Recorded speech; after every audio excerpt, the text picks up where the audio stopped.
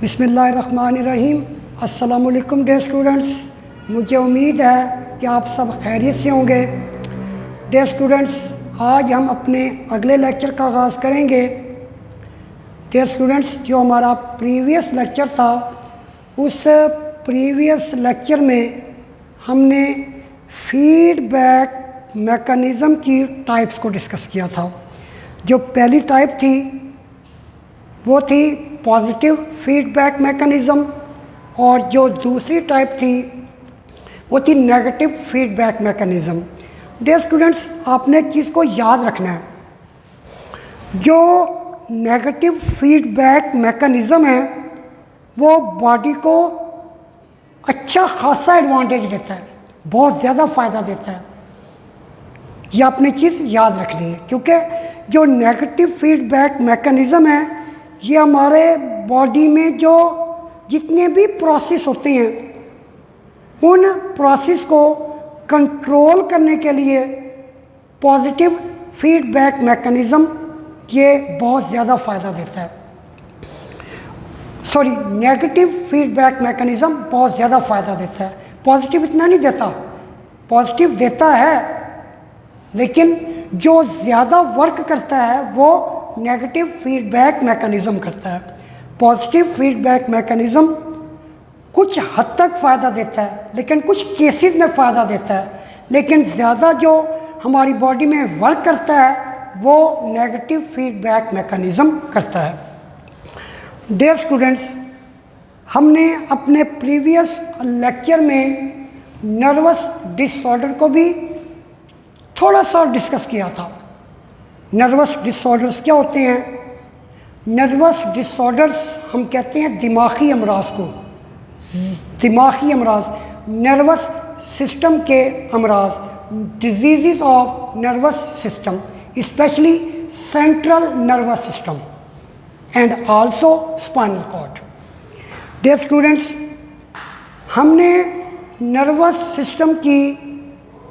System के जो disorder थे उनकी बेसिकली 2 मेन टाइप्स को डिस्कस किया था। वो जो मेन 2 टाइप्स थी उनमें से पहली टाइप जो थी वो है vascular disorder. Dear students,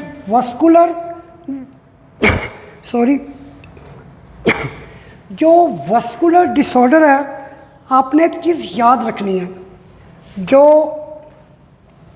vascular है, वस्कुलर का जो लफ्ज़ी मतलब है, जो इसका एक्चुअल मीनिंग है, वस्कुलर कहते हैं ब्लड वेसल्स को। ब्लड वेसल्स को ज़ूलॉजी में अगर कहीं पर भी वस्कुलर आ जाए तो वस्कुलर का मतलब ब्लड वेसल्स होता है, लेकिन बॉटनी में भी ये वर्ड यूज़ होता है, लेकिन बॉटनी में इसका मतलब और है, ज़ूलॉजी में इसका मतलब और है। यानी हम ज़ूलॉजी को डिस्कस कर रहे हैं ना, हम एनिमल को डिस्कस कर रहे हैं, इसलिए यहाँ पर वस्कुलर का मतलब ब्लड वेसल्स है। वस्कुलर डिसऑर्डर नर्वस सिस्टम के अंदर, ख़ास तौर पर सेंट्रल नर्वस सिस्टम के अंदर जो ब्लड वेसल्स हैं उनके अमराज। Vascular disorders are due to any disturbance in blood supply to nervous system. Dear students, जो वस्कुलर डिसऑर्डर्स हैं ये ख़ास तौर पर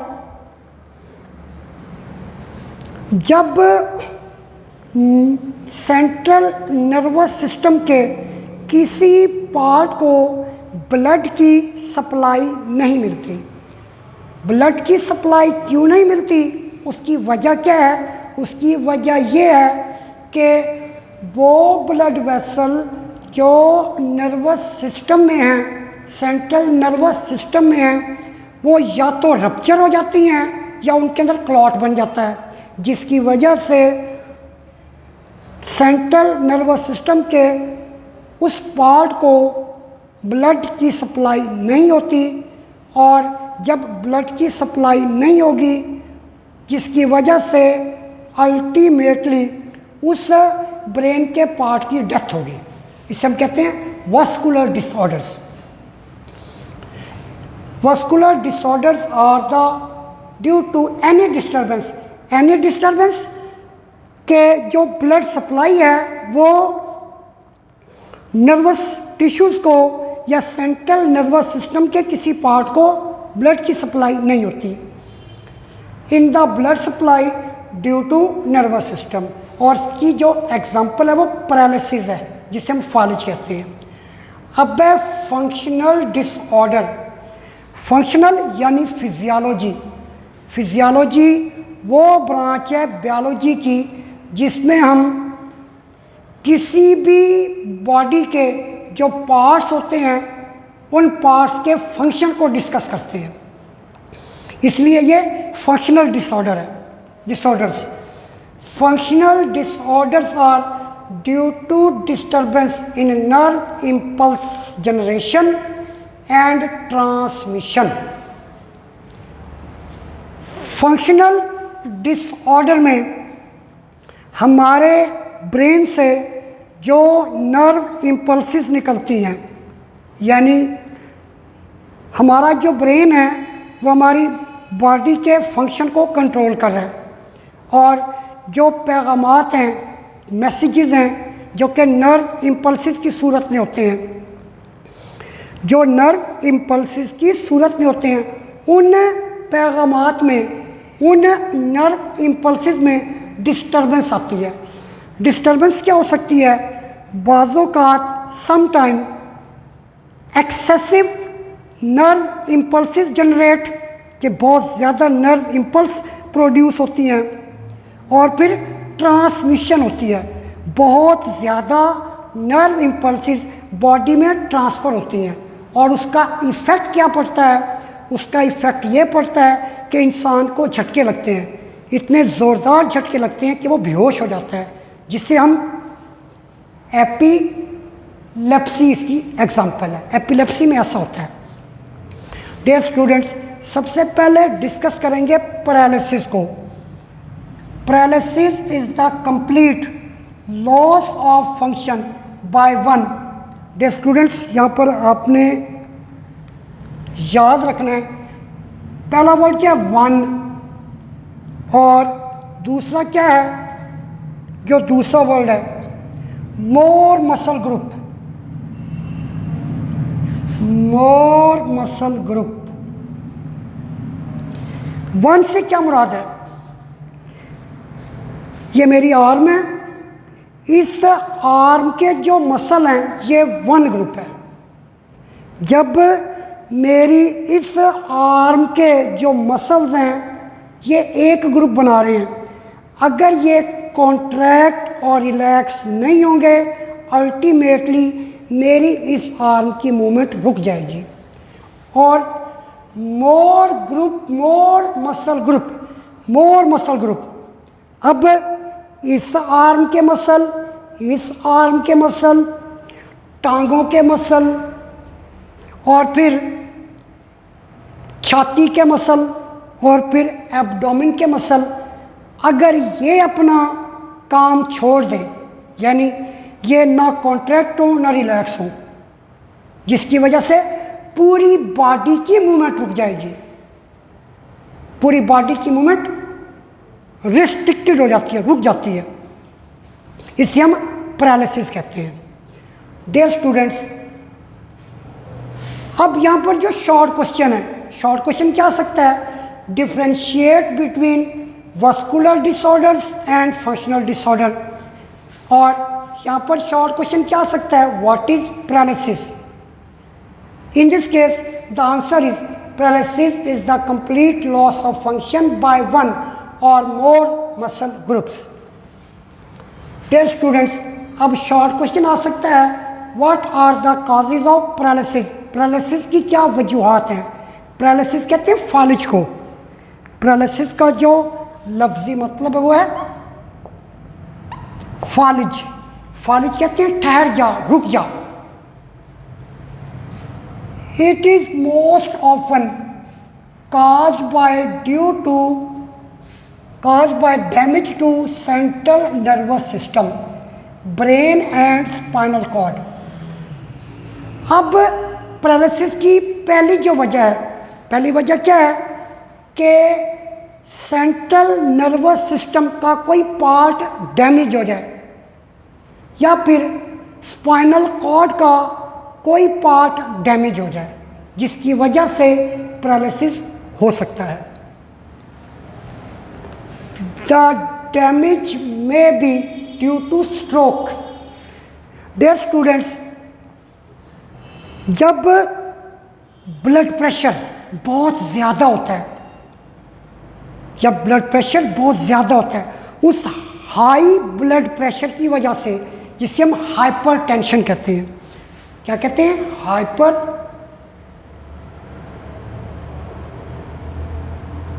टेंशन, बहुत ज़्यादा ब्लड प्रेशर की वजह से वो ब्लड वेसल जो ब्रेन और स्पाइनल कॉर्ड में होती हैं, उनमें से कोई ब्लड वेसल रप्चर हो जाए, फट जाए. जैसे ये ब्लड वेसल है, फॉर एग्जांपल ये ब्लड वेसल है, ये ब्लड वेसल है. अगर ये रप्चर हो जाए, ये फट जाए, जैसे फटेगी इसमें से ब्लड डिस्चार्ज होगा. जब ब्लड डिस्चार्ज होगा तो ये ब्लड टिश्यू में, ये टिश्यू है, ये टिश्यू, इस टिश्यू में क्या बना देगा, इस टिश्यू में क्लॉट बना देगा, यानी खून जम जाएगा. जब खून जम जाएगा, ये ब्लड जम जाए, लेट्स सपोज कि ये ब्लड जम जाए, जब ब्लड क्लॉट हो जाता है, जिसकी वजह से यहाँ पर जो टिश्यू होगा वो डैमेज हो जाएगा. ये वजह भी पैरालिसिस की हो सकती है. दूसरी वजह क्या हो सकती है, तीसरी वजह बल्कि कह लें, blood clotting in the blood vessels of brain and spinal cord. Brain और स्पाइनल कॉर्ड में ब्लड क्लॉट हो जाए.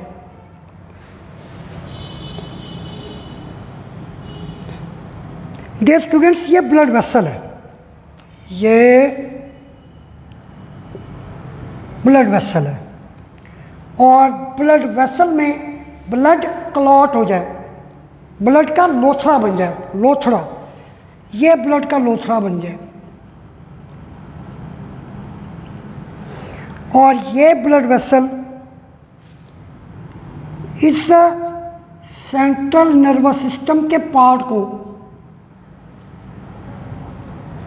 सेंट्रल नर्वस सिस्टम के पार्ट को, ये पार्ट है, इस ब्लड वेसल ने सेंट्रल नर्वस सिस्टम के इस पार्ट को, पार्ट यानी टिश्यू को ब्लड सप्लाई देनी है, लेकिन क्लॉट बन गया है.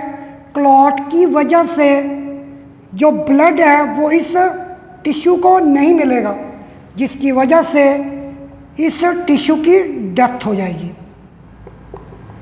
जब डेथ हो जाएगी तो ये टिश्यू काम नहीं करेगा, ये ऑर्गन काम नहीं करेगा. Blood clotting in the blood vessel of brain and spinal cord. Brain और स्पाइनल कॉर्ड के अंदर जो ब्लड वेसल्स हैं, उनके अंदर अगर क्लॉट बन जाए, खून का लोथड़ा बन जाए, ये भी वजह हो सकती है पैरालिसिस की. Poison produced by polio virus.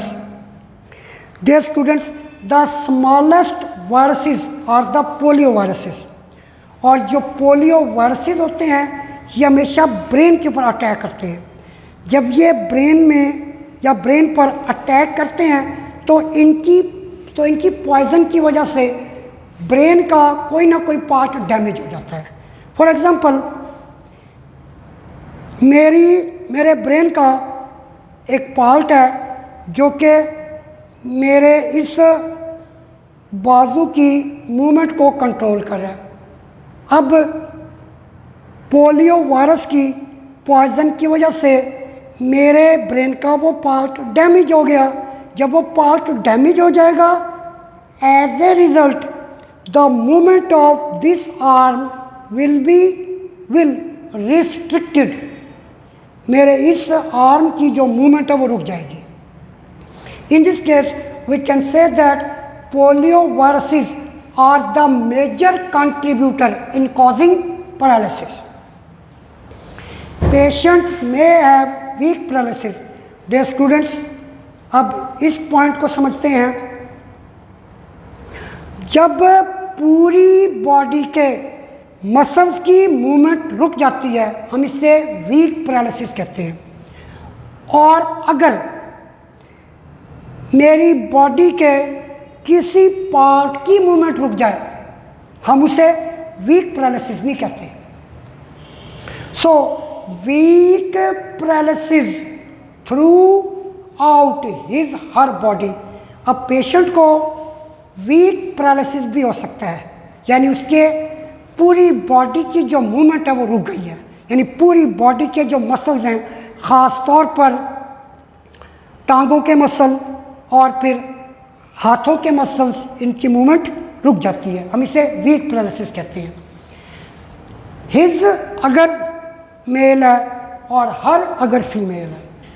There may also be a paralysis in the lower extremities. Lower extremities कहा जाता है, लोअर एक्सट्रीमाइटीज कहते हैं लेग्स। टांगों का भी पैरालिसिस हो सकता है और टांगों के मसल्स की मूवमेंट रुक जाएगी और टांगें हरकत नहीं करेंगी। और इन ऑल फोर लिम्स, या फिर चारों लिम्ब। चारों लिम्ब क्या हैं? 2 आर्म्स एंड 2 लेग्स। हम इससे कलेक्टिवली क्या कहेंगे? 4 लिम्स। या फिर दोनों बाजुओं की या दोनों टांगों की जो मूवमेंट है वो रुक जाती है, यानी इनके मसल्स कॉन्ट्रैक्ट और रिलैक्स नहीं होते। डियर स्टूडेंट्स, मोस्ट इंपॉर्टेंट जो शॉर्ट क्वेश्चन है यहाँ पर पूछा जा सकता है, right causes of paralysis. Right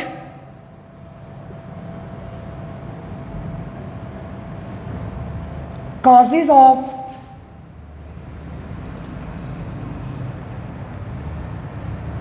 paralysis. Dear students, अगला जो डिसऑर्डर है उसे एपिलेप्सी कहते हैं। और एपिलेप्सी का जो उर्दू में मतलब है, उर्दू में हम इसको मिर्गी कहते हैं।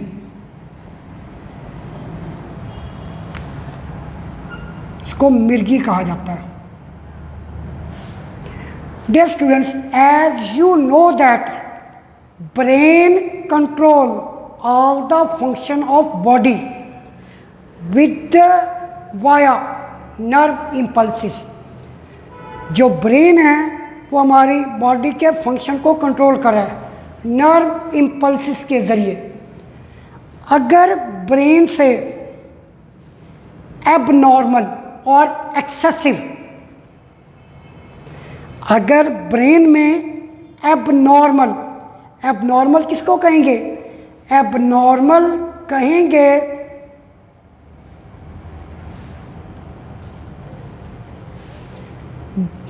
बग़ैर किसी ज़रूरत के, बग़ैर किसी ज़रूरत के या बग़ैर किसी वजह के। लेकिन यहाँ पर मतलब क्या आएगा? बग़ैर किसी वजह के।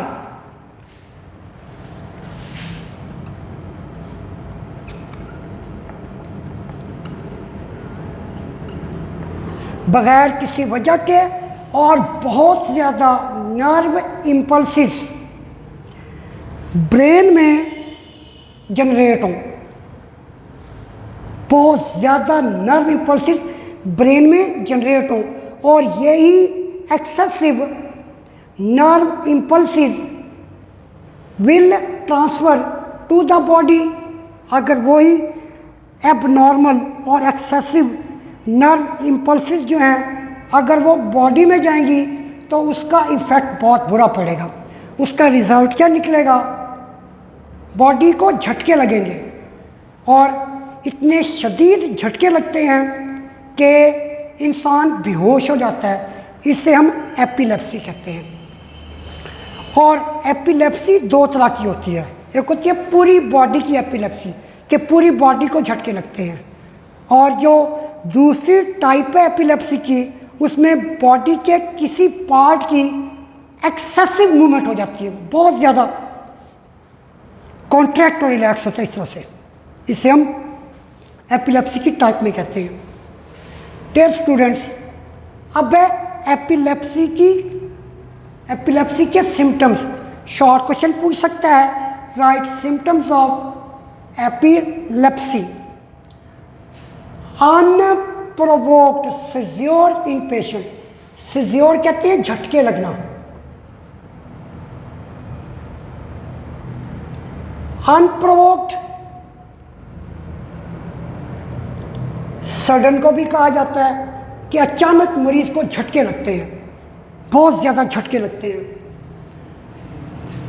A seizure of epilepsy is temporary, जो एपिलेप्सी में झटके लगते हैं ये कुछ देर के लिए लगते हैं, उसके बाद फिर मरीज होशो हवास में आ जाता है, इसे कहते हैं टेम्परेरी स्टेट।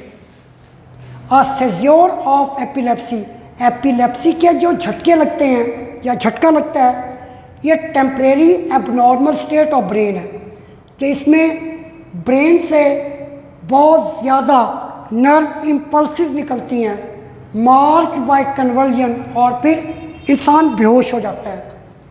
एबनॉर्मल स्टेट होती है ब्रेन की, कि ब्रेन की एबनॉर्मल स्टेट है। ब्रेन की एबनॉर्मल स्टेट क्या है कि बहुत ज़्यादा नर्व इम्पल्सिस जनरेट हो रही हैं और वो सारी की सारी एबनॉर्मल है।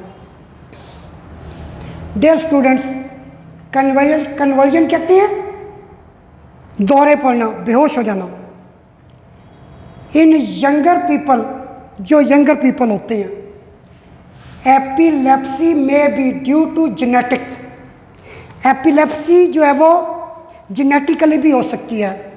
अगर फादर को एपिलेप्सी है या मदर को एपिलेप्सी है, उनका जो आगे जनरेशन होगी, बेटा या बेटी है, उसको भी एपिलेप्सी हो सकती है, क्योंकि जीन ट्रांसफ़र होते हैं।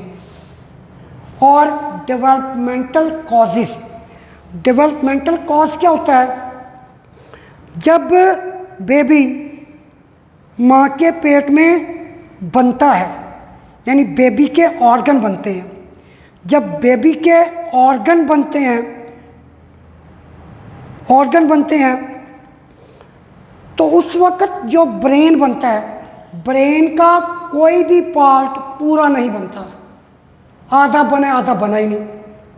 जब वो पूरा नहीं बनेगा और आधा बन गया है, अल्टीमेटली वो अपना फंक्शन भी परफॉर्म नहीं करेगा, उसका फंक्शन एबनॉर्मल हो जाएगा।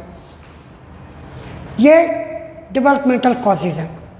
इन people over 40 years age, brain tumours are more likely to cause epilepsy.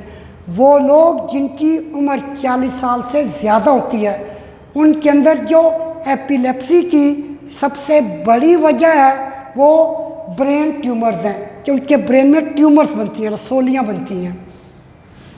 Head trauma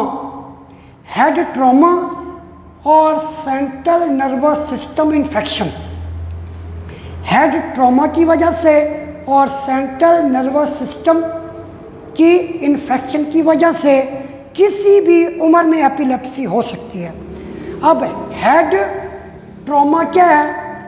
अगर ब्रेन को चोट लग जाए, चोट अल्लाह माफ़ करे, किसी एक्सीडेंट में ब्रेन डैमेज होता है, ब्रेन का कोई पार्ट डैमेज होता है, और फिर सेंट्रल नर्वस सिस्टम की इन्फेक्शन बैक्टीरिया की वजह से या वायरस की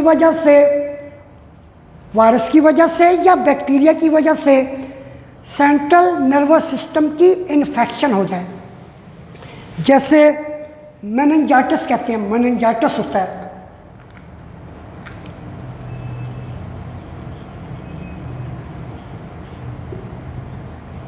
मेनिंजाइटिस ये मेनिंजाइटिस होता है, और मेनिंजाइटिस में क्या होता है, सेंट्रल नर्वस सिस्टम की जो आउटर कवरिंग्स होती हैं वो उनकी सोजिश हो जाती है।